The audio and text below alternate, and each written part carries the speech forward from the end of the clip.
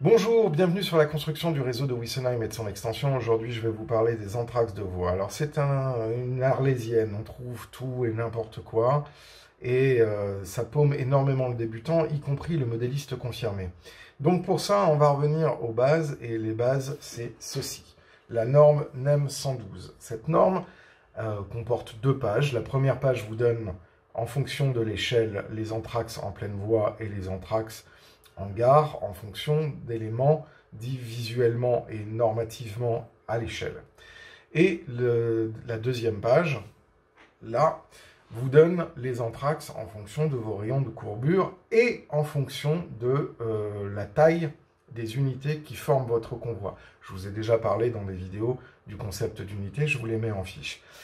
Et pour savoir dans quelle colonne on se trouve, donc la colonne A, B ou C, on va s'en référer à la norme NEM 111, mais là, je vous invite à aller la consulter.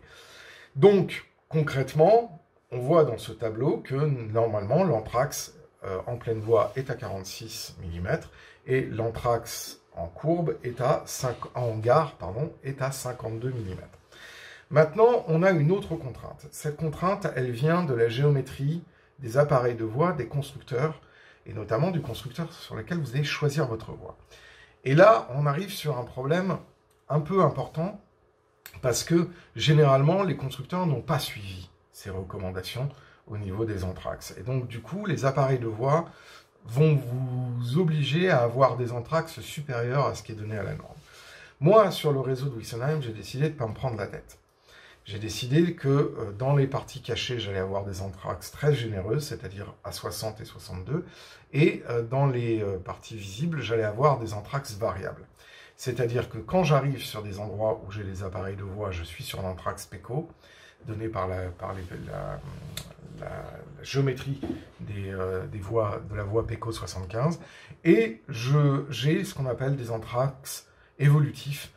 Et pour pouvoir garder cet anthrax qui évolue, je me préoccupe plus de l'aspect visuel que de la réalité stricto sensus de l'anthrax à 46 mm.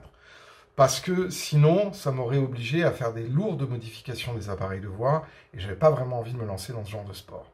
Donc, par exemple, sur la tranchée d'Excarby, je suis en anthrax de 60 dans la rampe hélicoïdale pour pouvoir me permettre d'éviter les écharpements et aussi de me donner de la place pour pouvoir intervenir. Et quand je sors, je me prépare à arriver sur un anthrax normalisé de PECO de 54 mm. Donc j'ai un moment à la sortie du tunnel où j'ai une réduction d'anthrax progressive qui est faite par la méthode des arcs paraboliques. Voilà. Donc c'est un petit peu comme ça que moi j'ai décidé de fonctionner. Étant entendu, bien évidemment, que dans l'idéal, visuellement parlant, le mieux, c'est d'avoir un anthrax à 46 mm. Mais les endroits où je pourrais avoir ce genre d'anthrax sont relativement restreints, parce que c'est un réseau qui est quand même assez dense. Ce n'est pas un réseau... c'est un réseau circulant, certes, mais mes longueurs de canton visibles circulants sont relativement réduites.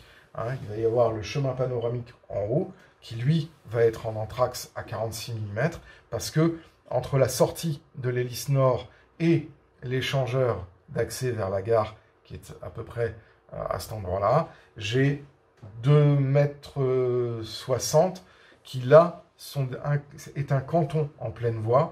Et donc là, effectivement, je vais pouvoir le mettre à 46 mm quand je serai en pleine voie en ligne droite et augmenter petit à petit mon anthrax pour arriver sur un anthrax de 46 mm à l'endroit où il y a les appareils de voie. C'est comme ça que je fonctionne vis-à-vis de l'anthrax. Donc du coup, ces informations normatives de 46 et de 52 sont intéressantes pour les avoir en tête, mais je ne me focalise pas là-dessus. Par ailleurs, sur la gare de Wiesenheim, je suis en courbe. Donc si je me mets à un anthrax, à faire trop évoluer mes anthrax, alors que j'ai des appareils de voie PECO, là je vais rester sur les anthrax donnés par les appareils de voie PECO.